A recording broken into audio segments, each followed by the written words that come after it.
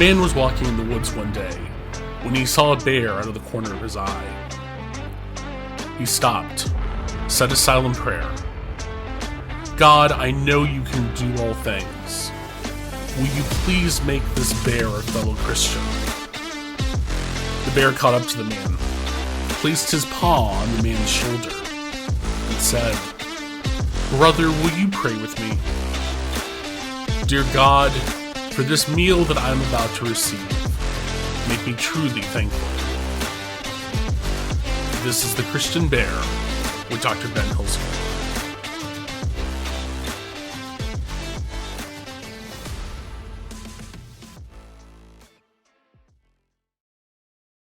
Welcome to episode 25 of The Christian Bear. I'm your host, Dr. Ben Hilskamp. Before we begin this episode, I want to take a moment to pause and reflect on the fact that this is our 25th episode. Over the past 3 months, you all, my listeners, have made this podcast possible. And while this remains a relatively intimate audience, I give thanks for each and every one of you, for the time that you've taken to listen, to comment, to write back, and to participate in this process of this young podcast. So thank you. Continue to share with your friends and family. Continue to listen. And again, continue to write back and give me good feedback and engage me in conversation. So for the 25th episode, I continue my series on belief, particularly on my beliefs. And today I'd like to consider the proposition that I believe in science.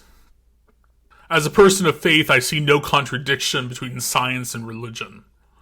Science has and will continue to demonstrate that some of what we have called divine has rational, empirical explanations. Scientific findings do not diminish faith, rather they enhance our faith. If, like me, you grew up in the United States, you most likely heard, whether in commercials or in media, this idea of, or this trope of the cave person who feels the ground shake, or who sees a volcano, or even sees a change in the weather and says, oh no, the gods or the god that we worship must be displeased. Indeed, there are many times in our own Judeo-Christian Bible where people see something and write it off as being divine, as being that God is displeased with us, that God is passing some sort of judgment on us, the lower humans.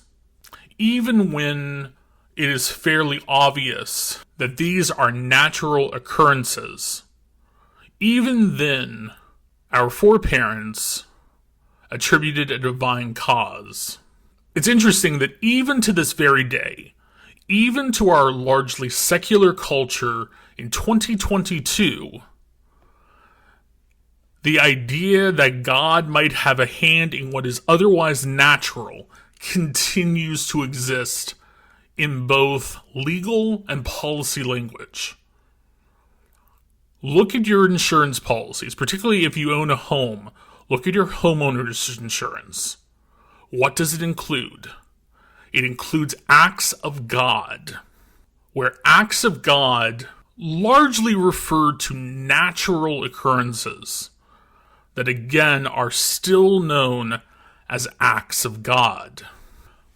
Some people hold that there is a fundamental divide between science and religion, that religion has no business being in a scientific context, and science does nothing else than to deride or disprove religion. I agree that religion often has no place in an empirical scientific context. However, I also acknowledge that many scientists, that many researchers are themselves people of faith. There does not need to be as strict a divide between science and religion. Science can study religion, and religion can study science. Pure empirical and implied science need not be informed by religion, but can be undertaken by honest religious people, as well as honest agnostic, atheistic, and humanist individuals. When we understand a phenomenon based on scientific research as being natural or naturally occurring, we can deepen our religious faith and better understand the world around us. For myself, I believe that God has a hand in our natural phenomenon.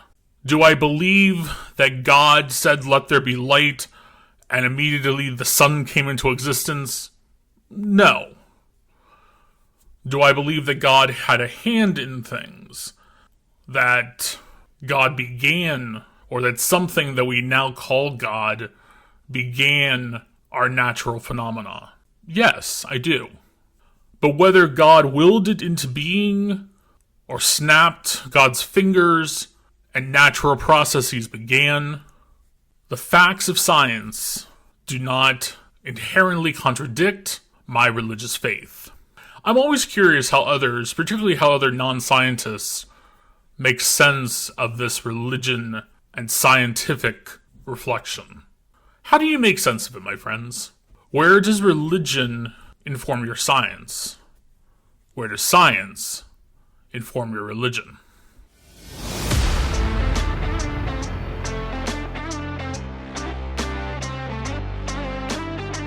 This has been The Christian Bear with Dr. Ben Hilsky.